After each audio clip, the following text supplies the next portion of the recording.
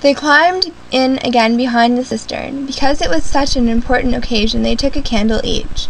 Polly had a bunch of them in her cave. It was very dark and dusty and draughty, and they stepped from rafter to rafter without a word, except when they whispered to one another, "We're opposite your attic now," or "This must be halfway through our house." And neither of them stumbled, and the candles didn't go out, and at last they came where they could see a little door in the brick wall on to the right. There was no bolt or handle on this side of it, of course, for the door had been made for getting in, not for getting out. But there was a catch, as there often is in the inside of a cupboard door, which they felt sure they would be able to turn. "Shall I?" said Diggory. "I'm game if you are," said Polly, just as she had said before. Both felt that it was becoming very serious, but neither would draw back. Diggory pushed around the catch with some difficulty. The door swung open, and the sudden daylight made them blink. Then, with a great shock, they saw they were looking not into a deserted attic, but into a furnished room. But it seemed empty enough. It was dead silent. Polly's curiosity got the better of her. She blew out her candle and stepped into the strange room, making no more noise than a mouse. It was shaped, of course, like an attic, but furnished as a sitting room. Every bit of the walls was lined with shelves, and every bit of the shelves was full of books. A fire was burning in the grate. You remember that it was very cold, wet summer that year. And in front of the fireplace was a giant black hat, filling most of the middle of the room. There was printed books, and books of the sort you write in, and ink bottles, and pens, and sealing wax with a microscope. But what she noticed first was a bright red wooden tray, in this case a white box, with a number of rings on it. They were in pairs, a silver one and a gold one, then a little space, and then another gold one and a silver one. They were no bigger than ordinary rings, and no one could help noticing them because they were so bright. They were the most beautiful, shiny little things you could imagine.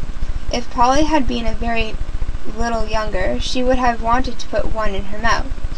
The room was so quiet that you noticed the ticking of the clock at once, and yet, as she now found, it was not absolutely quiet either. There was a very, very faint humming sound. If vacuum cleaners had been invented in those days, Polly would have thought it was the sound of a hoover being worked a long way off, several rooms away and several floors below. But it was a nicer sound than that, a more musical tone, only so faint that you could hardly hear it. "It's all right. There's no one here." She was speaking above a whisper now, and Diggory came out blinking and looking extremely dirty, as indeed Polly was too. "This is no good. It's not an empty house at all. We'd better leave before anyone comes." "What do you think those are?" said Polly, pointing at the colored rings. "Oh, come on. The sooner—" He never finished what he was going to say, for at that moment something happened. The big black hat in the middle of the room popped up, and underneath it lay Uncle Andrew. They were not in the empty house at all. They were in Diggory's house, and in the forbidden study. Both children said, "Whoa!" and realized their terrible mistake. They felt they ought to have known all along that they hadn't gone nearly far enough. Uncle Andrew was tall and very thin. He had a black face, black hair, black nose, and bright eyes. Bright yellow eyes. Remember those ugly eyes that Diggory was talking about. Polly was not frightened yet, but soon she was, for the very first thing Uncle Andrew did was to walk across the door of the room and shut it. Do-do-do-do-do. Shutting door. Boo-boo-boo-boo. No door gone. Anyways. There, he said. There. Now my fool of a sister can't get at you. It was dreadfully unlike anything a grown-up would be expected to do. Polly's heart came into her mouth, and she and Diggory started backing toward the little door they had come in by Uncle Andrew. But Uncle Andrew was too quick for them. Ba-da-ba-da! I am delighted to see you. 2 children are just what I wanted. Please, Mr. Cutterly, it's nearly my dinner time, and I've got to go home. Will you let us out, please? Not just yet. This is too good an opportunity to miss. I wanted 2 children. You see, I'm in the middle of a great experiment. I've tried it on a guinea pig, and it seemed to work, but then a guinea pig can't tell you anything, and you can't explain to it how to come back. Look here, Uncle Andrew. Woo. Look here, Uncle Andrew. It really is dinner time, and they'll be looking for us in a moment. You must let us out. Must?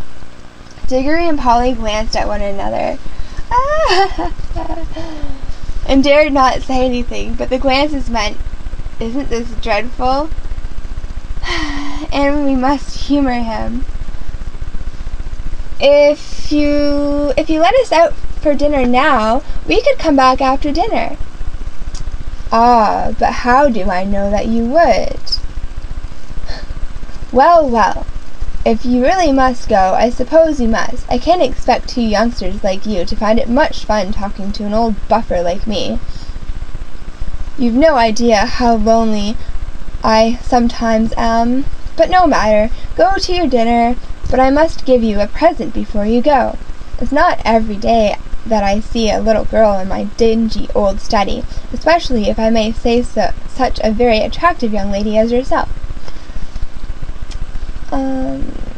Polly began to think he might not really be that mad after all. Wouldn't you like a ring, my dear? Do you mean one of those pretty rings here? The silver or gold one? How lovely. Not a silver one. I'm afraid I can't give the silver ones away, but I'd be delighted to give you any of the yellow ones. With my love, come and try one on. Polly had now quite got over her fright, and felt sure that the old gentleman was not mad, and there was certainly something strangely attractive about those bright rings. She moved over to the tray. Why, I declare, that humming noise gets louder here. It's almost as if the rings were making it. What a funny fancy, my dear. Uncle Andrew with a laugh. It sounded a very natural laugh, but Diggory had seen an eager, almost greedy look in his face. Polly, don't be a fool. Don't touch them. It was too late. Exactly as he spoke, Polly's hand went out to touch one of the rings. Almost touched one of the rings, and immediately, without a flash or a noise or a warning of any sort, there was no Polly. Diggory and his uncle were alone in the room.